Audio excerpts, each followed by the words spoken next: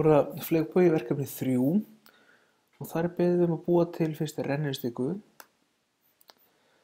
og hún á að búa yfir þeim eiginleikum að heita A og hafa lægsta mögulega gildið 0 og hæsta mögulega gildið 12 og viljum hafa stighækkunina 0,5. Og þetta fyrirmæli sem fylgja eru að gefinni rétthyrningu sem hefur ummáli 24. Ef ein hlið hans er x, hverjar eru þá hinar? Og þetta er að ég er búið til skrás til þess að rannsaka þetta. Nú og við búum til punktana 0,0 og ef ekki hafa verið sett inn nein nöfn þá kemur sjálfkrafa punkturinn A sem hefur hnitið 0,0. Næsti punktur verður A, 0 og þá heitir hann B. Þriðji punkturinn heitir A, 12 mínus A og hann verður til seinna sem C. Svo verðum við með 0,12 mínus A.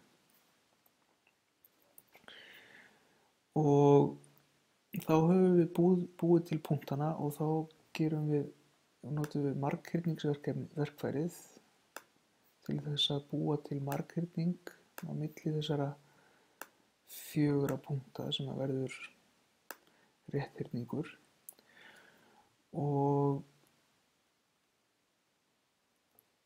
til þess að sjá flatarmáli, við sjáum það faktist hérna, en við getum líka dregið nafnið hans hérna inn á og þá sjáum við alltaf allir eins og núna, þá hefur hann flatarmálið 11. Og fyrirmælin eru að hreyfa rennistikuna til þess að finna stærsta flatarmálið. Og einhvers staðar gerist það. Það er hérna lítið, stekkar, nær kannski hámarki, hér einhvers staðar minnkar aftur. Þannig að þá er það komið. Nú er sagt að við eigum að búa til punktinn E með því að skrá hnitið A, svíi A, marghyrningur 1 sem er nafn marghyrningsins sem við byggum til. Lítum að enter.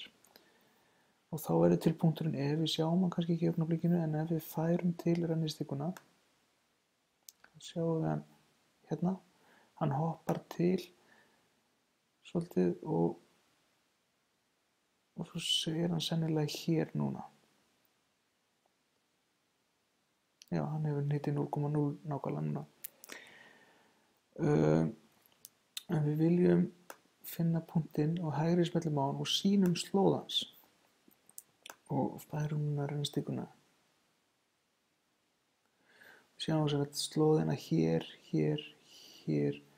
hér og væntanlega hér.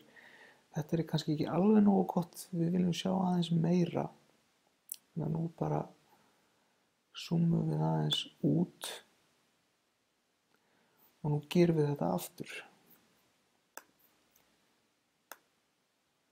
Og þá kemur nú kannski einhver skemmtileg mynd sem að mögulega gagnast okkur eitthvað. Og svo á að slá inn í indeksritin mínus x í öðru pluss 12x og eitthvað að ræða það. Vonandi dugir þetta til að klára verkefnið. Takk fyrir.